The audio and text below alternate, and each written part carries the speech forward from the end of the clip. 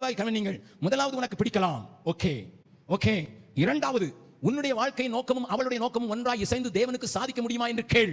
மூன்றாவது, இரண்டு குடும்பங்களும் இணைந்து போக முடியுமா? நாம் இந்தியாவில் இருக்கிறோம், சந்திரனில் இல்லை. ஆகையினால இங்க ஒரு சமுதாயம் இருக்கிறது, சபை இருக்கிறது, சாட்சி இருக்கிறது. எனக்கு ஒரு சாட்சி இருக்கிறது, அம்மாவுக்கு ஒரு சாட்சி இருக்கிறது, என்னுடைய வாழ்க்கைக்கு சாட்சி இருக்கிறது. சாட்சியையும் குடும்பத்தையும் இசைந்து போகிற இன்னொரு குடும்பம் அதோடு கூட இருக்குமா என்று பார்.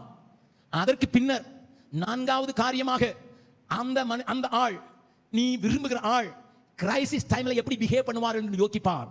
அல்லது ஏதோ ஒரு பெரிய நெருக்கம் வருகிறது, ஏதோ ஒரு குறைவு வருகிறது, ஏதோ ஒரு தோல்வி வருகிறது, அந்த நேரத்தில் அவர்கள் எப்படி இருப்பார் என்று பார். அதுதான் அவருடைய கேரக்டரை காண்பிக்க காரியம். பாடும் போதும், துதிக்கும் போதும், மற்ற காரியங்கள் நன்றாக இருக்கும் போதும், பணம் ஏராளமாக இருக்கும் போதும் எல்லா மனிதர்களும் நல்லவர்களாகவே காட்சியளிப்பார்கள். குறைவு வரும்போது, தோல்வி வரும்போது, ஒரு அடி வரும்போது, ஒரு பேச்சு வரும்போது, அடுத்த நபர் எப்படி இருக்கிறார் என்று பார். Then you will see the character. Then try to pray. இவைகளை பார்த்த பின்பு ஜெபம் பண்ணு. கவனிங்கள். முதலாவது உனக்கு பிடிக்கலாம், ஓகே ஓகே.